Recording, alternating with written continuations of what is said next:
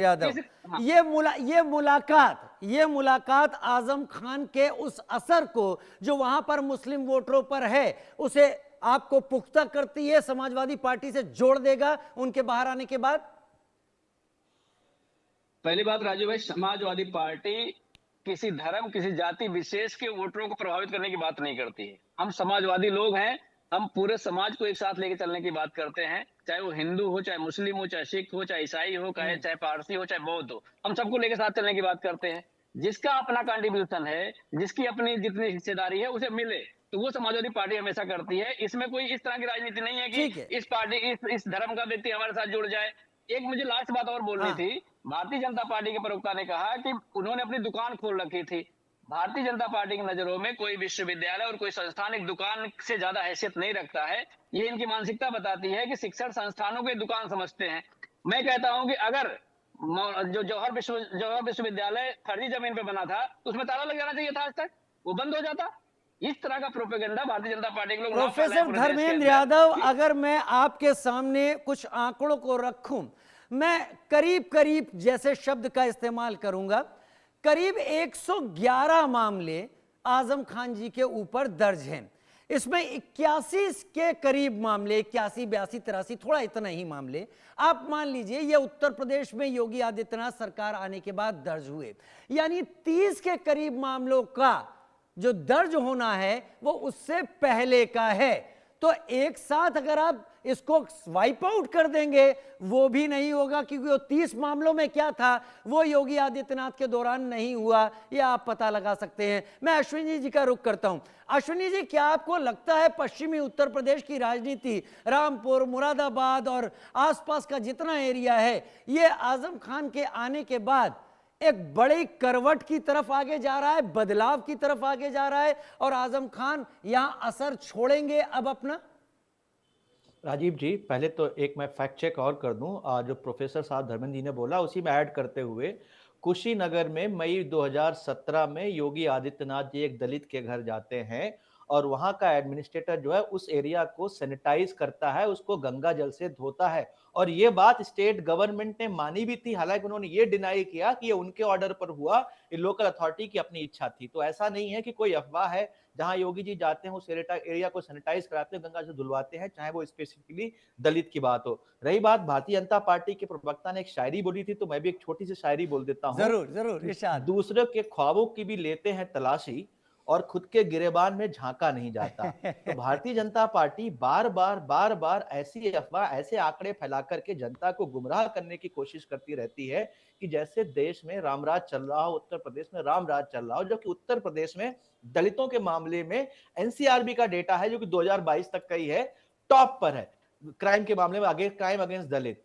सबसे ज्यादा क्राइम उत्तर प्रदेश में होते हैं अकेले उत्तर प्रदेश में दलितों के खिलाफ। तो ये लोक लुभावनी बातें करना बंद कर दीजिए। माइनॉरिटी के खिलाफ आप लॉ एंड ऑर्डर में पूरी तरीके से फेल हो चुके हैं, चाहे वुमेन के खिलाफ हो, चाहे माइनॉरिटी के खिलाफ हो। अब आते हैं हम आजम खान जी के विषय पर।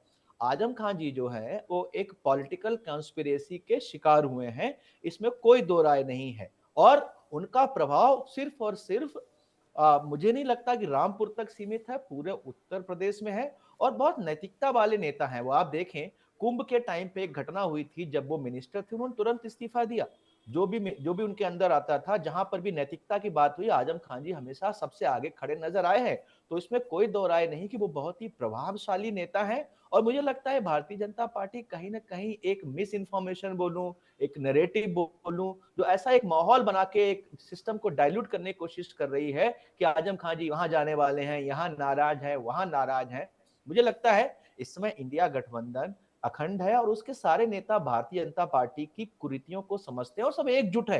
रही बात बहुजन समाज पार्टी, मुझे लगता है बहुजन समाज पार्टी कहीं ना कहीं भारतीय जनता पार्टी की सी टीम बनकर के ही काम कर रही है और उसमें कोई दो राय नहीं है। ना वो दलितों की बात कर रहे हैं, वो किसी की बात कर रहे हैं। एक लास्ट चीज है राजीव जी, एक लास्ट चीज, ये बार बार एम्बाई फैक्टर की बात करते हैं। जी हाँ, एम्बाई फैक्टर है, और वो एम्बाई में महिला और यूथ की बात करते हैं। हम किसी जाति धर्म की बात नहीं करते, किसी स्पेसिफिक रिलीजन की बात नहीं करते। हमारे लिए वो 90% अश्विनी भाई ऐसा है, अश्विनी भाई ऐसा है कि समझता तो मैं भी बहुत कुछ हूं, लेकिन आप लोग मेहमान हैं इसलिए आप लोग की बातें जनता तक पहुंचाना मेरी जरूरत है। लेकिन दिक्कत यह है कि जब हम सवाल पूछते हैं तो हमको कई तरीके के हम माध्यमों को भी कई उपनाम दे दिए जाते हैं, उस पर मैं नहीं जाना चाहूंगा। लेकिन एक सवाल मेरा अभी आपसे है, ये सब्जेक्ट से थोड़ा इतर हो रहा है लेकिन जरूरी है। आपने कहा कि योगी आदित्यनाथ जी एक जगह दलित घर में गए, वहां प्रशासन ने घर को गंगा जल से धुलवाया। हालांकि सरकार ने मना किया कि उसने ऐसा नहीं कहा था, लेकिन प्रशासन ने ऐसा किया था। आपने जो जिम्मेदारी है योगी आदित्यनाथ पर डाली उन्हीं के ऊपर, क्योंकि वो मुखिया थे। यही ऐसा हुआ था बिहार में। मंच सजा था वोटर अधिकार यात्रा का तेजस्वी और राहुल गांधी का, हालांकि वो वहां नहीं थे, लेकिन प्रधानमंत्री की माताजी के नाम अपशब्द दिए गए। क्या मैं आप कहूं कि जिम्मेदारी राहुल गांधी की थी या जिम्मेदारी यहां पर तेजस्वी यादव की थी, या आप सबकी थी वहां पर जिम्मेदारी प्रधानमंत्री की मां का अपमान करने की, उनका चेहराहरण करने की, उनके सम्मान का? राजीव जी, मैं बिल्कुल जवाब देता हूं। जिसने वहां पर प्रधानमंत्री जी को गाली नहीं दी, वो आप इसी बात पर आइए। योगी आदित्यनाथ को आपने कोट किया, हूं। आपने कहा कि योगी आदित्यनाथ की गलती है, प्रशासन ने काम किया। अगर यही चीज यहां सच है तो बिहार में वो चीज आपके नेता के लिए क्यों नहीं सच है? राजीव जी, पहले तो हमको एप्पल टू एप्पल कंपैरिजन करना चाहिए। एप्पल टू एप्पल नहीं, मैं पूरी बात राजीव जी 20 सेकंड क्या अश्विनी जी, कौशल कांत भाई, ठीक है, नहीं 20 ठीक है, सेकंड देखिए जवाब देने दीजिए। आपने सवाल पूछा है, मेरा दर्शक तो ये मुझे बात ही अधूरी रह कहेगा जाएगी। जवाब देने दीजिए। मेरा दर्शक मुझे ही कहेगा कि मैं स्थितियों को बिगाड़ रहा हूं ऑन एयर। बहुत स्पष्ट बात रखी, मैंने आपकी बात को काटा नहीं काटा। आपने कहा जिम्मेदारी योगी आदित्यनाथ की थी, तो जिम्मेदारी योगी आदित्यनाथ की आपने कहा। अब मैंने उसको बिहार से कंपेयर किया, आप मान नहीं रहे। एप्पल टू एप्पल सवाल पूछा है प्रधानमंत्री की माताजी को गाली के विषय में, मुझे जवाब देने का मौका दीजिए। वो जो भी व्यक्ति था, हम उसकी भर्त्सना करते, उसने जो भी कहा, और वो कोई पॉलिटिकल आदमी था, छोटा मोटा, मुझे नहीं पता। मैं पूरी उसकी जिम्मेदारी से आलोचना करता हूं। पर मुझे आप ये बताइए, सतपाल सत्ती भारतीय जनता पार्टी के प्रदेश अध्यक्ष थे। उन्होंने खुले मंच से राहुल गांधी जी को और उनके माता जी को गालियां दी। क्या वो तो कोई छोटे मोटे कोई ऐसी रैली नहीं थे, प्रदेश अध्यक्ष थे। वहां पर मोदी जी ने एक्शन क्यों नहीं लिया? कौशल कांत जी, अब जवाब दीजिए स्थितियों पर आप। राजीव जी, सबसे पहले तो ये कह रहे हैं, तो हम ये भी तो कह सकते हैं कि राहुल गांधी जब स्टेज पे थे तो पप्पू यादव को धक्का दे के उतार दिया गया, क्योंकि पप्पू यादव इनके पीडीए का पार्ट थे। ये सोचने की बात है।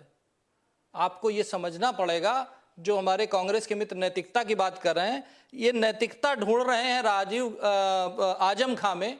क्योंकि इनके पूरे सारे नेता टॉप के, चाहे राहुल जी हो, चाहे प्रियंका जी हो, चाहे सोनिया जी हो, चाहे पूरा गांधी खानदान है, सभी बेल पर हैं। तो नैतिकता की बात तो ये ना करें, सारे भ्रष्टाचार में लिप्त हैं सब लोग।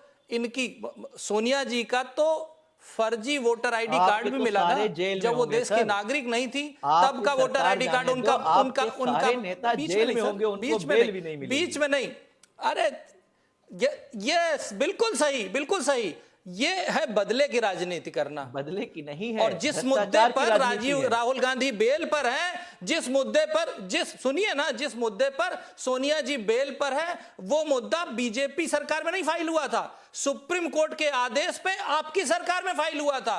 तो बदले की राजनीति आप करने की कोशिश करें, पर चिंता न कीजिए, 47 तक कोई वैकेंसी नहीं आने वाली है। और सुन लीजिए, अरे सुन लीजिए, बीच में नहीं। राजीव जी मैं बिल्कुल बीच में नहीं बोलता हूँ। राजीव जी बिल्कुल बीच में नहीं बोलता हूँ, और मैं रिक्वेस्ट करता हूँ। अभी मैं प्रोफेसर धर्मेंद्र यादव को मिलाऊंगा और अब मैं दायरे नहीं तोड़ूंगा। और जो देश की बात कर रहे थे, प्रोफेसर धर्मेंद्र, जो देश की गलत लगे तो बोल सकते हैं। जो देश की बात कर रहे थे, अभी मेरे मित्र कह रहे थे कि हम सांप्रदायिक नहीं है, हम धर्म की राजनीति नहीं करते हैं। ये धर्म की राजनीति नहीं करते, पर राम मंदिर पे आज तक नहीं गए। आज तक उस पर राजनीति कौन कर रहा है? वो राम का मंदिर है, इसीलिए तो नहीं गए। यही राजनीति है। दूसरा, हमारे जो भगवान शिव की मूर्ति बनाने के बजाय अपने नेता की मूर्ति बनाएंगे, ये राजनीति है। जो राम जी की मूर्ति है वो जब सुन लीजिए ना, आपके जमाने में उत्तर प्रदेश बीमारू स्टेट में आता था, आज उत्तर प्रदेश नंबर 2 है, देश की नंबर 2 इकोनॉमी है। आज उत्तर प्रदेश में पूरे भारत देश का 2nd नंबर पे एम्प्लॉयमेंट है। आज भारत देश में जितने भी मोबाइल सर्कुलेट हो रहे हैं वो पिछले उत्तर प्रदेश से 18 बन के आ रहे महीनों हैं। में आप किसकी बात कर रहे हैं? और जो 44 आपने एक पेपर झूठ और लीक हुए फैलाने हैं। की कोशिश की, पिछले दलित 18 अपराध महीनों में और महिला 44 अपराध, पेपर मैं लीक उसी की हुए बात हैं, करता हूं। 44 पेपर उत्तर लीक प्रदेश की last जनसंख्या, 18 months। उत्तर प्रदेश की जनसंख्या है लोक 23 लुभावन, कौन सी करोड़। मनोहर उस वादियां 23 सुना रहे हो करोड़ में मिश्रा अगर जी? आप नंबर पे जाएंगे कौशल तो अपराध कांत जी, ज्यादा होंगे। आपको पॉपुलेशन ना। वर्सेस रेस, पॉपुलेशन वर्सेस अपराध को जब आप देखेंगे कि अपराध कितने और पॉपुलेशन कितने हैं, उसमें उत्तर प्रदेश नीचे आ चुका है। आपके जमाने में टॉप पे होता था, आप समझिए। और जहां तक रही महिला अपराध की बात कर रहे हैं, महिला अपराध में नेशनल एवरेज से ज्यादा, नेशनल एवरेज से कम महिला अपराध उत्तर प्रदेश में है। नेशनल चेक करिएगा, रेट ऑफ कन्विक्शन महिला अपराध के खिलाफ उत्तर प्रदेश में नंबर 1 है। चलिए ये बहस अंतहीन है, ये बहस अंतहीन है, ये बहस अंतहीन है। मैं ये बहस अंतहीन है। मेरे साथ नहीं, प्रोफेसर धर्मेंद्र यादव को सुने हुए बहस का अंत नहीं होगा, क्योंकि मुद्दा उन्हीं से जुड़ा हुआ है। प्रोफेसर धर्मेंद्र यादव, अब फाइनल कमेंट आपका। प्रोफेसर धर्मेंद्र, कौशल भाई, चढ़गुंडों की छाती पर मोहर लगेगी हाथी पर, ये नारा किसका था? ये नारा देश के दलित का था। किसके खिलाफ था? अखिलेश जी के खिलाफ, समाजवादी के खिलाफ, मुलायम जी के खिलाफ। चढ़गुंडों की छाती पर मोहर लगेगी हाथी पर, ये नारा किसने दिया? ठीक है, ये नारा बहुत फेमस हुआ था। चढ़गुंडों की छाती पर मोहर लगेगी हाथी पर बहुत फेमस हुआ था। ऐसे बहुत सारे नारे हैं। लेकिन professor Dharmendra Yadav, final comment आपका। और एक और नारा था, अरे और एक और नारा था, एक और नारा अरे था, बोल ले तो दे उन्हें। और तलवार उनको मारो जूते चार। ठीक है, बोले जल्दी से, जल्दी क्या से, बोलने दे, आपने तो जल्दी प्रोफेसर